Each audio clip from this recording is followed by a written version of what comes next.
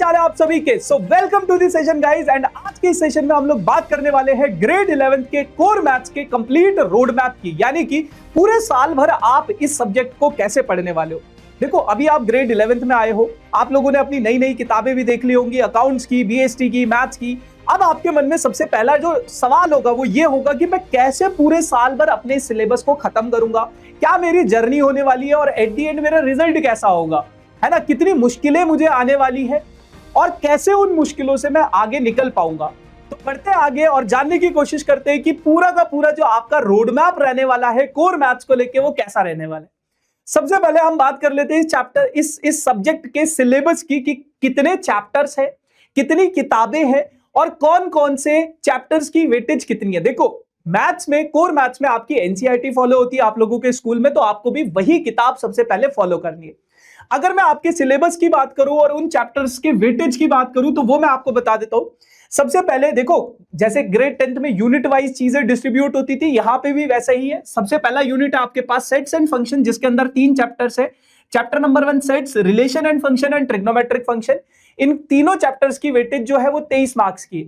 अब ऊपर नीचे इनकी वेटेज होती रहती है, कभी ये 6 मार्क्स का आ जाता है, कभी ये 7 का आ जाता है, कभी ये 7 का आ जाएगा, कभी ये 6 आ जाएगा। तो स्कूल टू स्कूल ये वेरी करता रहता है। दूसरा, अगला यूनिट है आपका अलजेब्रा, जिसकी वेटेज सबसे ज्यादा है 25 मार्क्स की, और इसके अंदर सबसे ज्यादा चैप्टर्स है complex numbers and quadratic equation, linear inequalities, probability, permutation and combination, binomial theorem and sequence and series. ठीक है, ये दूसरी यूनिट होगी।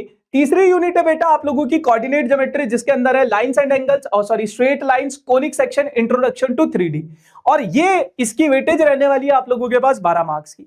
अगली जो यूनिट है आप लोगों के पास कैलकुलस, जिसके अंदर लिमिट्स एंड डेरिवेटिव सिर्फ एक चैप्टर है, और इस चैप्टर की अकेले की वेटेज है बेटा 8 मार्क्स की। और आखिरी यूनिट है आप लोगों के पास स्टैटिस्टिक्स एंड प्रोबेबिलिटी, इसके अंदर 2 चैप्टर्स है, एक स्टैटिस्टिक्स एक प्रोबेबिलिटी, और इसकी वेटेज रहने वाली है आप लोगों के पास 12 मार्क्स की। अब हर इंडिविजुअल चैप्टर्स की वेटेज ऊपर नीचे वो होती रहती है, बट यूनिट वाइज आप लोगों के पास इस तरीके से ये वेटेज रहने वाली है आपका जो फाइनल एग्जाम होगा उसमें। अब हाफ ईयरली एग्जाम्स में किस तरीके से चीजें होती है, वो कहीं पे बेटा शुरू के 5 चैप्टर्स आते हैं, कहीं पे कुछ आता है, कहीं पे कुछ आता है, तो वो स्कूल टू स्कूल वेरी करता रहता है। बट फाइनल एग्जाम में आपका 80 मार्क्स का पेपर इसी तरीके से रहने वाला है। उसके बाद बेटा अगर मैं बात करूं कुछ काम की बातें कि आपको ग्रेड 11 में क्या क्या प्रॉब्लम्स आने वाली है और कैसे आप अपनी उन प्रॉब्लम्स को रिजॉल्व कर सकते हो, तो सबसे पहले अगर मैं आप लोगों को बताऊं, देखो ग्रेड 11 जो है ना आप लोगों की लाइफ की सबसे मुश्किल क्लास रहने वाली है। अभी तक ग्रेड 10th का लेवल अगर यहां पे था, तो ग्रेड 11th का लेवल यहां पे होता है बेटा। आप लोगों को ये क्लास रुला देगी, लिटरली, ये सच्चाई है, कड़वी सच्चाई है। ये क्लास आप लोगों को इनिशियल डेज में लिटरली रुलाएगी। मैं खुद रोया हूं, है ना, और बहुत सारे लोग रोए। लेकिन आपका पॉजिटिव माइंडसेट होना बहुत जरूरी है। अगर आप थक गए, हार गए, डर गए, तो बेटा फिर आप फेल हो सकते हो, या फिर आपकी ये ग्रेड 11 पूरी बर्बाद हो सकती है। लेकिन अगर आपको खुद पे भरोसा है, आपका पॉजिटिव माइंडसेट है, आपके अंदर कंसिस्टेंसी है, आप डेडिकेशन के साथ चीजों को करते हो, आप अगर एक हार्ड वर्कर हो, तो ये आप स्मूथली पार कर जाओगे ये वाला फेज। बस आपको स्टार्टिंग का कुछ टाइम झेलना है। देखो, स्टार्टिंग में लगता है ये ग्रेड 11 बहुत मुश्किल, एंड आते आते आप हैबिचुअल हो जाते हो, आपको पता चल जाता है कि किस तरीके से चीजें चलेंगी, तो आपको आदत पड़ जाती है।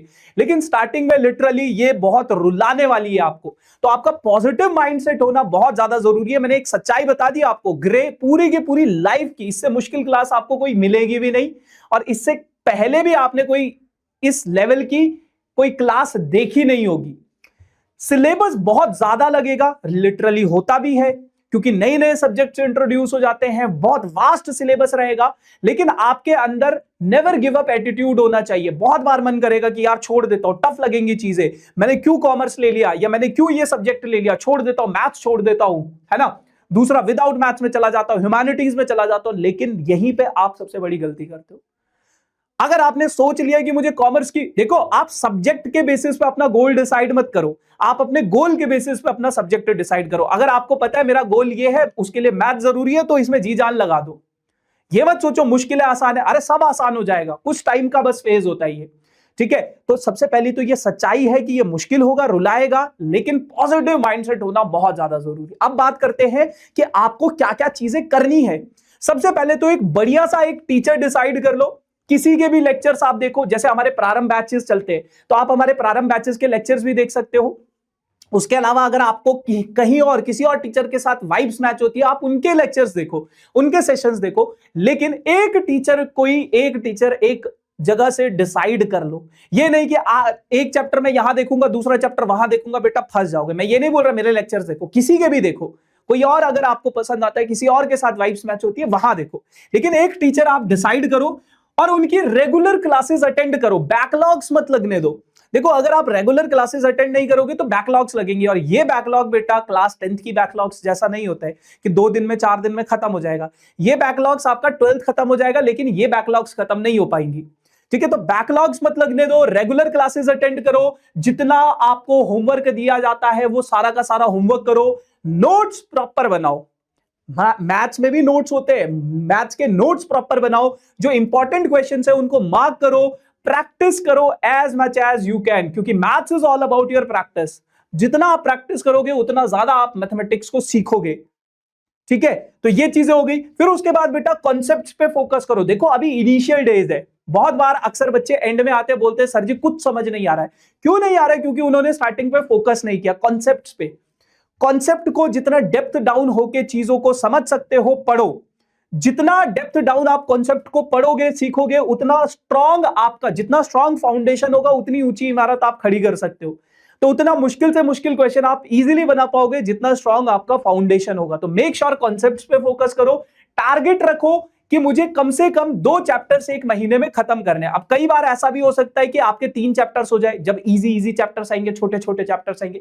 कई बार ऐसा होगा महीने में सिर्फ एक ही चैप्टर हो पा रहे, लेकिन ये एटलीस्ट टारगेट बनाओ कि आपका जो सिलेबस है अक्टूबर नवंबर तक खत्म हो जाना चाहिए पूरा, आपके एंड से, टीचर के एंड से नहीं। टीचर तो करवा ही देगा, बट साथ के साथ आपका भी खत्म होना चाहिए। जैसे हमारा प्रारंभ बैच है, हम वहां पे अक्टूबर तक आपका पूरा सिलेबस खत्म करवा देंगे, है ना। तो आप भी उसी पेस से अगर करोगे, रेगुलर क्लासेस अगर अटेंड करोगे, तरीके से चीजों करोगे, तो आपको रिवीजन का एक सही टाइम मिल जाएगा। तो मेक श्योर कॉन्सेप्ट जितना डेप्थ डाउन हो सके उतना डेप्थ डाउन होके पढ़ो। अभी टाइम है, समय दे सकते हो, समय दो। उसके बाद एटलीस्ट हर महीने 2 चैप्टर्स का आप टारगेट रखो। इजी चैप्टर से स्टार्ट करो, इजी क्वेश्चन से स्टार्ट करो, और धीरे धीरे मुश्किल की तरफ बढ़ते चलो। क्लियर इतनी बात? उसके बाद एक प्रॉपर टाइम टेबल बनाओ, और उस टाइम टेबल में सारे सब्जेक्ट्स इंक्लूड होने चाहिए। देखो, आप एक वीकली प्लानर बनाओ, एक आप डेली का टाइम टेबल बनाओ। वीकली प्लानर में मेरा ये हफ्ते का टाइम टेबल है, और डेली में मेरे ये टास्क है 1 दिन के, और तब तक नहीं सोना जब तक आपके वो टास्क कंप्लीट ना हो जाए। तो मेक श्योर कि आप एक प्रॉपर टाइम टेबल बनाओ, उसको रेगुलर फॉलो करो, और रिवीजन के लिए टाइम जरूर निकालो। बहुत बार ऐसा होता है हम आगे बढ़ते जाते, पीछे से चीजें भूलते जाते हो। तो जैसे ही आपकी क्लास खत्म होती है, जैसे मान लो अगर आप प्रारंभ बैच में हो, तो जैसे ही आपकी क्लास खत्म हुई, क्लास खत्म होते ही आप उसको रिवाइज कर लो।